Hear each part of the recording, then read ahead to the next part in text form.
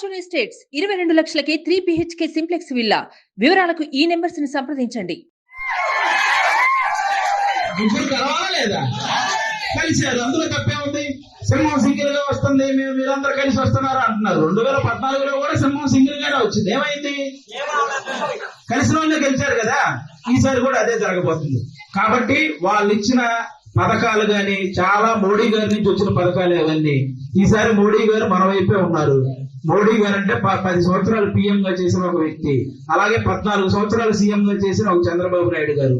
వీళ్ళిద్దరూ మన పవన్ కళ్యాణ్ గారు చెప్పిన మాట విని ఒక కూటమిగా ఏర్పడారంటే మన పవన్ కళ్యాణ్ గారు ఎంత నిజాయితీ పరుడో ఒకసారి ఆలోచించారు.